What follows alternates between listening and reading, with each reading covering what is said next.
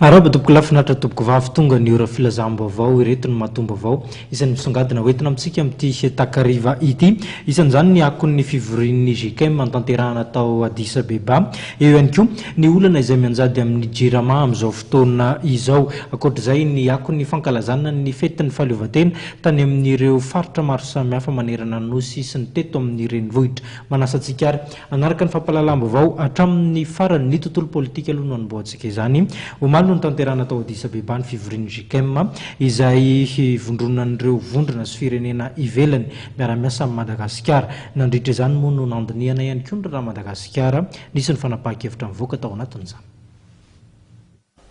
Tsy niova hevitra ny vondrona iraisam-pirenena mahakasika ny tokony hisy kandida telo ny amiraly Didier Ratsiraka, Ramatoa Laura Valomanana ary Andry Rajoelina ny fifidianana filoham-pirenena.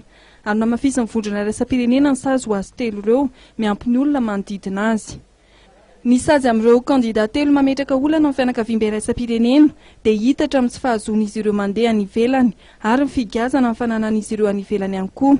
Izay ny voalazan'Andriamatora amin'ny tamin'izany komiseran'ny vondrona afrikanina sady anisan'ny tarika amin'ny fivorian'ny GIC tao Addis-Abeba Omaly ary araka ny tanteriny haino manjery fahiny. Tafiditra amin'izany sazy izany hatramin'ny fianakavian'izy ireo, mpiara-miasa akaiky na ara-politika io na ara-pirariana. Ny antony fianakaviam-be iraisam-pirenena araka izany ny GIC-M mba hijery ny fampiarana entitra ny sazy amin'ireo kandida telo voalaza fa mampiitsoka ny fanatanterahana amin'ny fifidianana. Miantso koa ny GIC-M mba hampiarana ny sazy amin'ireo rehetra manelingelina amin'ny fanatanterahana izany fifidianana izany sy ny tondrozotra. Ny fizirizirindreo kandida telo ireo amin'ny filatsaka hofidiana dia mitarika makany amin'ny fifidianana tsy azo antoka ka tsy mitondra fitoniana raha ny fanazavan'Andriamatora amin'ny tamin'izany rahatrano Omaly raha ny voalaza amin'ny vaovao iraisam-pirenena.